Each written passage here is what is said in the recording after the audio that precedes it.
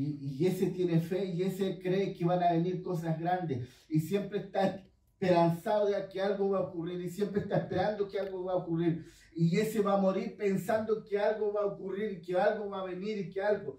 Y esa la primera oportunidad que viene o que ve, desata lo que está. Dice la palabra que de los violentos es el reino de los cielos. Y yo quiero ser violento, yo quiero ser agresivo en el reino, yo quiero ser agradecido, yo quiero tomar las bendiciones que Dios tiene para mí. Yo no quiero que Satanás me robe lo que Dios tiene para mí. No quiero que Satanás me robe, que me venga a quitar, que venga a usurpar las bendiciones que Él tiene para mí. Yo quiero ir a arrebatárselas. Yo quiero ir ahí y decirle: Satanás, suelta lo que es mío, suelta lo que es mío. En el nombre poderoso de Jesús. Aleluya. Yo quiero que esa iglesia sea una iglesia de fuego. Y que nos vayamos acostumbrando a que haya fuego. Que haya fuego, que haya potencia, que haya agresividad, que haya deseo de hacer cosas. Tenemos que reanimar, que rearmar, tenemos que levantar en el nombre de Jesús. Hay un dicho que dice que prende con agua. Nosotros vamos a prender con agua para Cristo. Nosotros prendemos con agua para Cristo. Aleluya. En el nombre de Jesús. No nos quedamos ahí, no nos quedamos esperando, no nos queremos quedar. No nos queremos quedar atascados, no queremos quedarnos pasivos. Aleluya, en el nombre de Jesús. Según los análisis, según los estudios, y yo concuerdo con ellos, yo creo que queda poco tiempo de iglesia, queda poco tiempo que Jesús va a buscar su iglesia. Y yo quiero aprovechar este tiempo corto que queda de vida, por decirlo así, de la iglesia. Yo quiero aprovecharlo para hacer cosas. Yo quiero aprovecharlo para hacer cosas. Yo quiero aprovecharlo para ir, para romper, para quebrantar, para ir en pos de todo aquello que Dios tiene para nosotros. Y para eso traje una palabra que está en Hechos capítulo 4, versículo 11. 4:11. Aleluya. Le vamos a dar lectura. Este Jesús es la piedra reprobada por vosotros los edificadores, la cual ha venido a ser cabeza del ángulo, y en ningún otro hay salvación, porque no hay otro nombre bajo el cielo dado a los hombres en que podamos ser salvos. Es así, efectivamente, textualmente, el contenido tiene una inmensidad, una profundidad que tú ni siquiera te la imaginas, ni siquiera te las advierte, ni siquiera advertimos eso, porque nosotros lo leímos y leemos el texto y sí es verdad eso, pero tiene una tremenda dimensión y en ningún otro hay salvación, porque no hay otro nombre bajo el cielo dado a los hombres en que podamos ser salvos. Aleluya. Todo pasa por Él. Todo pasa por Él. No hay nada que se escape a lo que Él vaya a hacer. Bueno, quiero partir diciendo esto.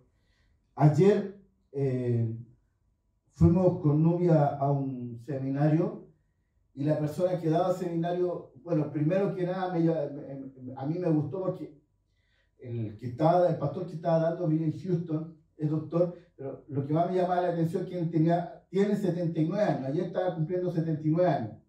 Entonces yo dije, si yo estoy a esa edad, así paradito como él está, gloria al Señor. ¿Ya? 79 años recorriendo el mundo, checando palabras. Qué tremendo, qué tremendo. ¿Ya?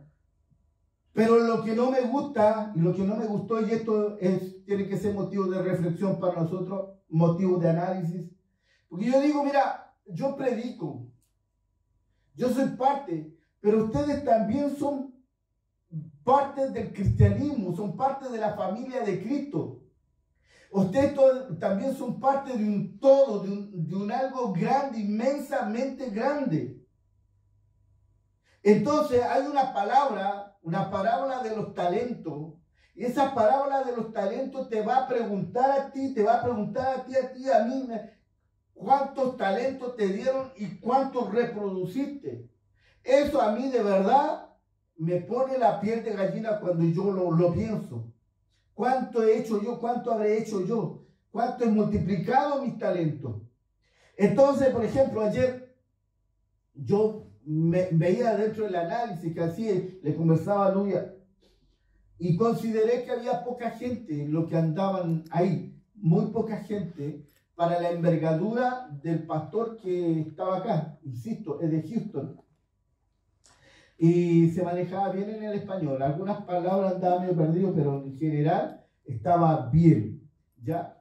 Vocalizaba bien, hablaba bien. Entonces yo pensaba, y él hablaba, pensaba en esto, qué fríos somos, que poco dado a ir a escuchar, que poco, ¿cómo se dice? Que poco entusiasta para ir a escuchar a un hombre que tiene un doctorado en teología y en algunas áreas. Y de verdad lo que habló es muy interesante. Nosotros lo hemos conversado también, y otro día escuchábamos una predicación, que él hablaba de que el niño hasta los 14 años más o menos forma todo lo que se llama carácter, y de acuerdo a ese espacio de su vida va a ser el resto de su vida. De lo que aprenda, lo que acumule, la riqueza que él adquiera, ya sea para mal o para bien, él, de acuerdo a esa base, de acuerdo a ese fundamento que desarrolló o que aprendió, que estableció en esos 14 años, él se va a mover en el resto de su vida. Por lo tanto, si tenemos un delincuente, un drogadicto, un borracho, lo que sea, un empresario, alcalde, político, pastor, lo que sea para adelante va a estar establecido acá en lo que tú enseñas o lo que tú aprendas en esa fecha. Y ahí hay que hincarle el diente como iglesia. Yo digo que ahí nosotros tenemos que ser expertos en eso. Entonces, me llama la atención que la gente es poco dada a ir a ese tipo de enseñanza, de esos seminarios. Porque mira, ocurre totalmente lo contrario si nosotros decimos, por ejemplo, viene una persona que viene con un tremendo don de sanidad y va a sanar y sana miles. Yo te aseguro que este estadio se queda chico. Hay un pastor que practicó eso y lo hizo así, que usaba dos áreas muy fuertes, una que era escatología, que era hablar al fin del mundo, y lo otro usaba mucho la sanidad, y el pastor Gigi Ávila, y llenaba estadios, porque usaba eso. Y yo recuerdo que una vez venía un bus lleno y de los lagos a Valdivia para ir a ver que él predicaba, y la verdad que su palabra, yo lo escuchaba ahora para analizarlo, y su palabra es básica, con todo el respeto que él me merece, porque fue un gran hombre de Dios, pero el grueso de eso estaba en la sanidad. Entonces sanaba gente y la gente sanaba y se iba. El otro día hubo un evento aquí en Talcahuano y yo conversaba con un pastor que estuvo dentro del evento y dice, estoy feliz, ganamos 200 almas. Y yo quedé pensando para adentro, y no quiero ser aguafiesta, pero esas 200 almas, uno que ha estado metido en estos grandes eventos, detrás de todo esto, 200 almas, ¿cuántos son de verdad ahí? ¿Y cuántos son parte del emocionalismo? ¿Cuántos de esos son de verdad? Un cuarto, un 15% de verdad que entregaron su vida a Cristo. Y el resto es porque le dieron algo. Entonces la gente anda detrás de algo que le van a dar y que tiene que ser ahora. Entonces, si tú llevas a un hijo enfermo, obviamente la angustia de tener un hijo, una hija enfermo, obviamente de tener a alguien enfermo familiar te angustia, y tú ves que el hospital está lleno de problemas, la situación de la salud, diría yo que en todos los países más o menos parecido, y viene alguien que te lo puede sanar sin cobrarte nada, usando la palabra sanidad, la gente corre detrás de eso. Pero el compromiso es cero. Generalmente el compromiso es cero porque obtuvo lo que quiso y después nosotros lo hemos visto. nosotros, la experiencia que tenemos como pastores hasta aquí es donde Dios nos ha usado para sanar gente, para bendecir a la gente. Esa gente así como llega, se va. Entonces la gente muy fría en esos aspectos, muy fría, muy poco dada. Por eso creo yo que cuando venga Jesús acá a su iglesia, mucha gente se va a quedar en conocimiento, claro, el conocimiento de lo que era verdad. Y ahí nos empezaba a culpar después. Pero si yo te dije vamos al culto, pero si yo te dije vamos, y el otro dice, pero es que yo te decía y tú no querías, y empezamos a culparnos uno a otro. Nos cuesta mucho asumir que nosotros cometemos un error. Nos cuesta mucho asumir. Me va siguiendo, ¿cierto? Entonces, hay la palabra que se me viene a la mente es que somos fríos, la gente es fría para eso, que anda detrás de intereses nomás. Ahora, es cierto, según el libro de Mateo, capítulo 10, 7 y 8, dice, ir y predicar el evangelio, sanar a los enfermos, restaurar a los caídos, resucitar a los muertos, porque de gracia recibiste y de gracia dar. Es cierto, a nosotros nos llama a hacer eso y está bien. Yo quiero un don tremendo de grande que Dios me dé para poder sanar a mucha gente. Yo lo quiero hacer, de verdad. El tema no es ese, el tema es el otro lado, el tema es la gente. Ese poco compromiso que hay, esa poca lealtad que hay, esa capacidad tremenda de deslealtad, por el contrario, de dejarte, le importa un rábano. ¿Me entiendes?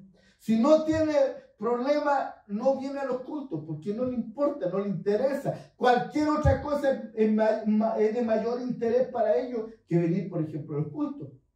Lo cual nosotros lidiamos los pastores. Traer a los hermanos a la iglesia cuesta un montón, porque cualquier otra cosa los detiene, cualquier problema así de chiquitito los detiene. Y vivimos de excusas, y dando excusas, no entendiendo que Jesús ha venido a ser la cabeza del ángulo. ¿Qué significa esto? Significa que en la antigüedad, cuando se construía algo, una casa, se hacía un fundamento de roca, de piedra, obviamente esculpida, ¿cierto? Y había rocas firmes que la colocaban en la esquina o en alguna parte para que sea como columna de la casa. Eso se llamaba fundamento, se dejaba establecido. Y el apóstol Pedro dice, Jesucristo fue rechazado por los edificadores, es decir, muchos que construían, estamos usando la analogía de la construcción, ¿cierto?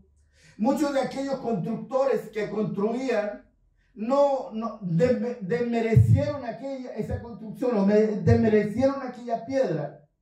Pero esa piedra que vino a dar fundamento se convirtió en la piedra angular del cristianismo. ¿Sabe por qué?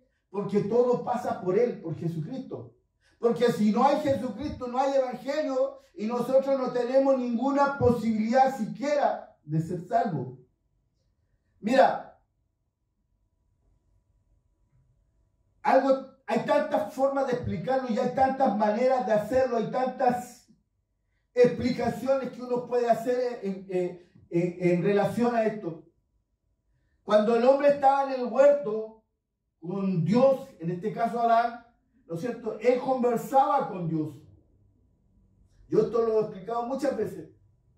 Y él hablaba con Dios. Dios hablaba con Adán, Adán hablaba con Dios. Había una comunicación. Y Dios le dice, mira, colócale nombre a los animales, por ejemplo. Siempre pongo ese ejemplo yo, porque es bíblico, está en la Biblia, ¿cierto? Pero cuando él peca, él es echado del huerto. Por lo tanto, el hombre, universalmente, el hombre pierde toda la conexión, toda esa cercanía, toda esa amistad, todas las virtudes, las ganancias, las utilidades, llámale como tú quieras, todo lo que él tenía con Dios, esa conexión, eso de conversar, lo pierde todo y se queda solo. Voy a poner un ejemplo. No tiene nada que ver, pero con el perdón de Diego lo voy a poner. Diego con su papá, yo sé que ellos tienen una comunicación pero extraordinaria. Él y su papá. Su papá ama a Diego y Diego ama a su papá. Pero si mañana no estuviera su papá, yo sé que a él le complicaría mucho. Y probablemente él ahí vendría a valorar muchas cosas de lo que era su papá que ahora no valora. Porque lo tiene ahí. ¿Me va siguiendo? Entonces Adán es un poco lo mismo.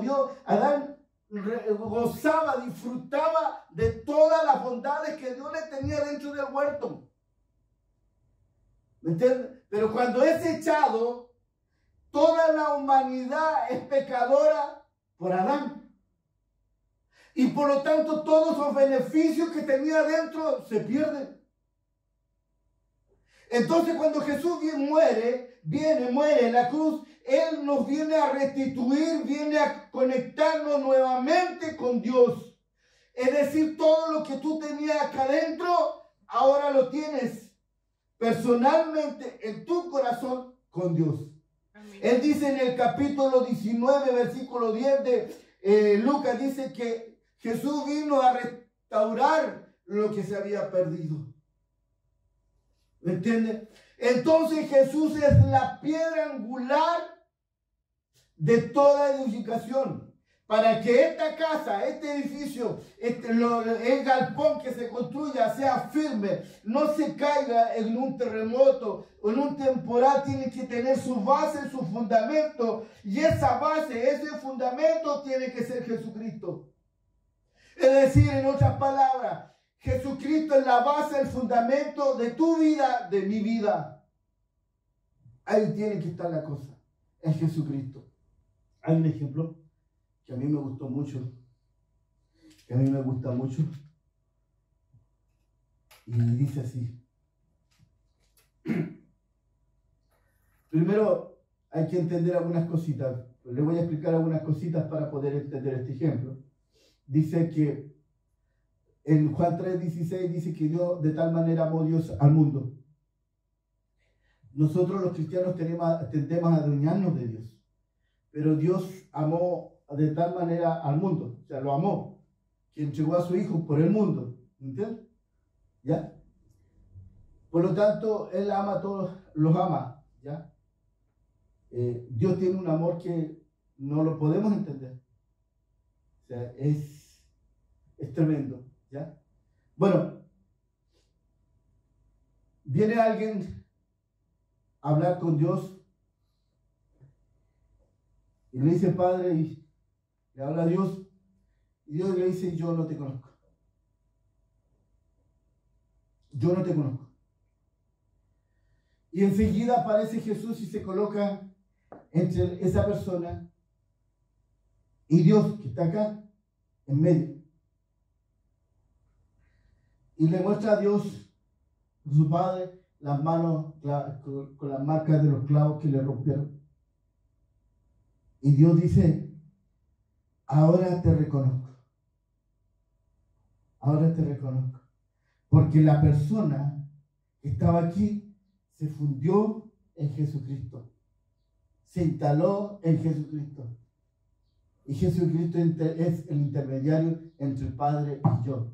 Entonces dice que Dios, ahora te veo, eres mi hijo. Esa es la importancia, esa es la relevancia que nosotros tenemos que entender. Mira, el otro día hablaba con una persona y me preguntaba todo esto sobre, voy a explicar eso, me explicaba sobre la ley.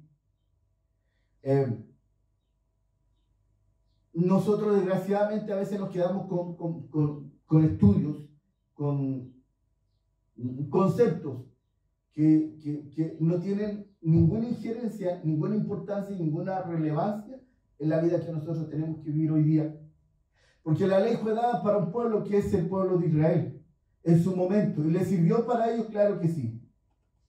Pero de alguna manera también estableció religiosidad. Porque en nosotros mucha gente, yo me acuerdo antes de entender todo lo que hoy entiendo, yo pensaba en los 10 mandamientos, que ese era el pecado. antes de entender que Jesucristo había ya vencido el pecado.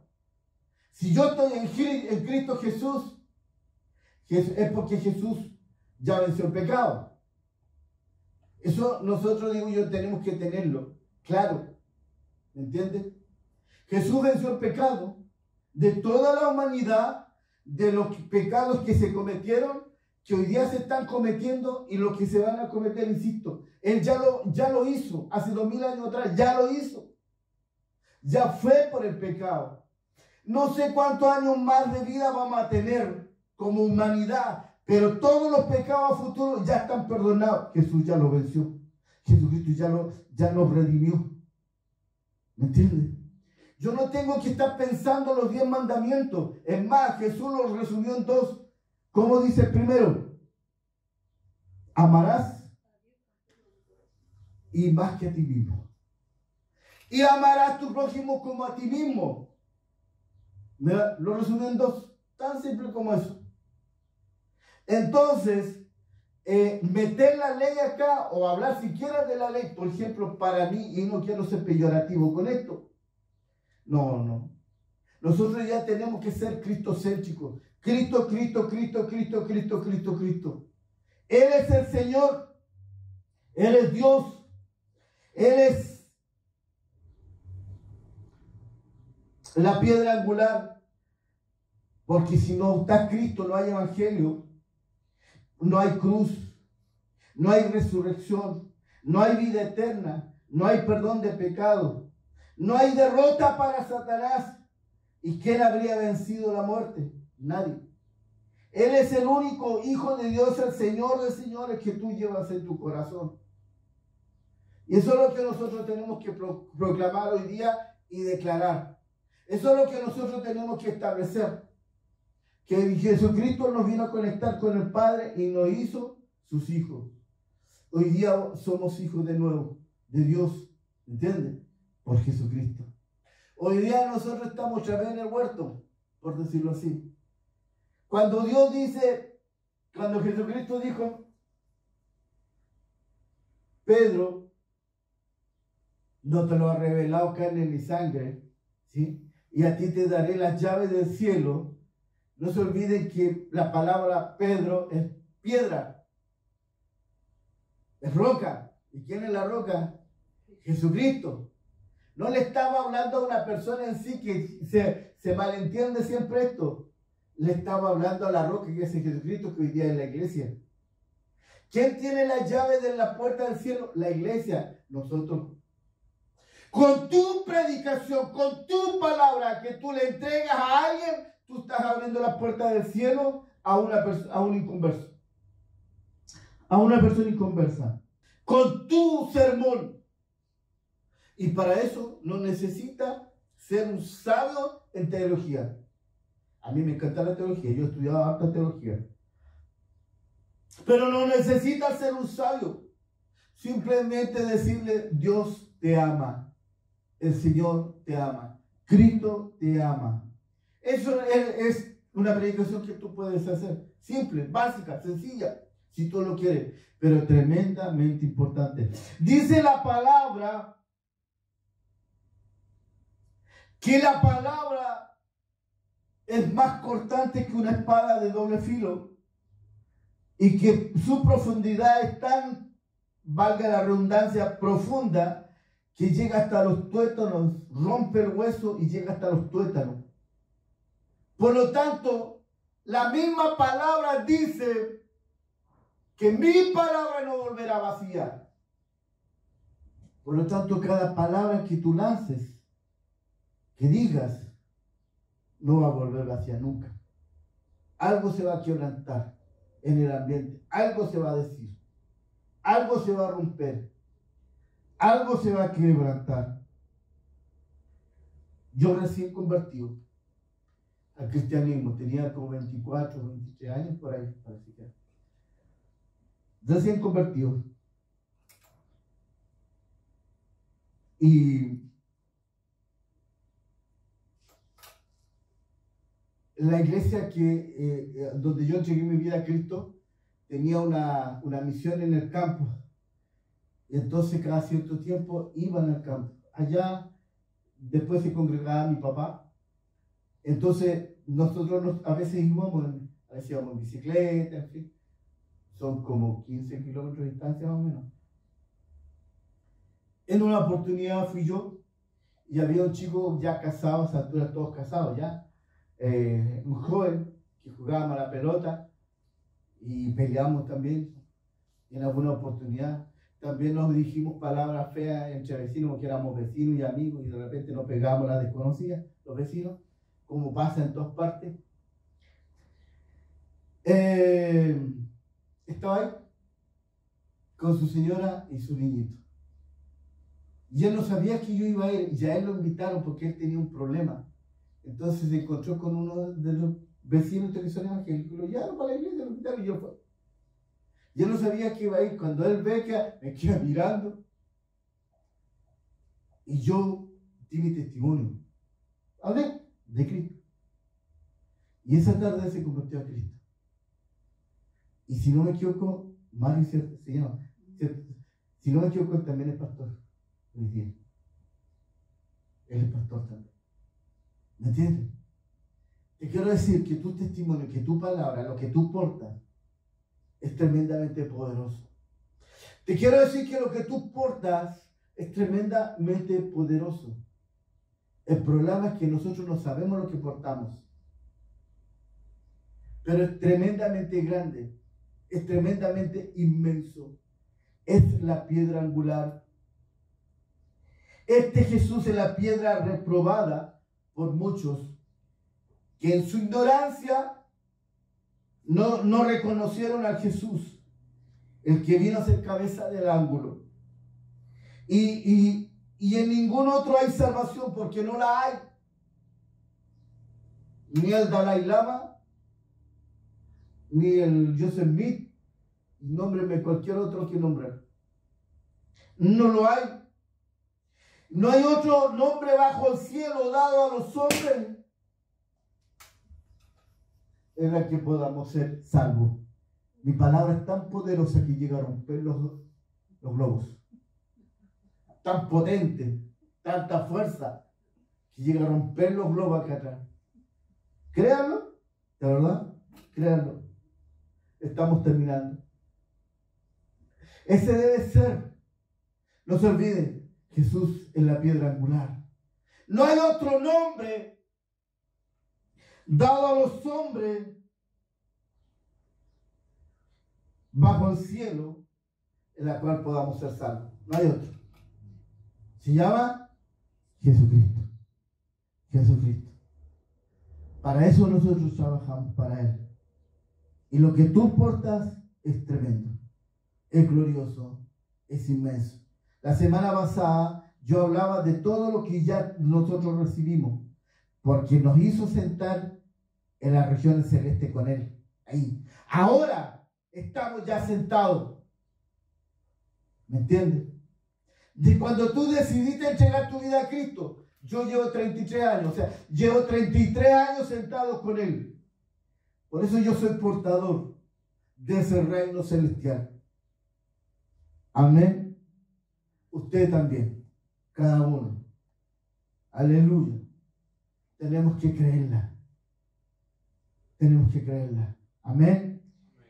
Que Dios nos bendiga y que Dios los bendiga a todos. Vamos a orar.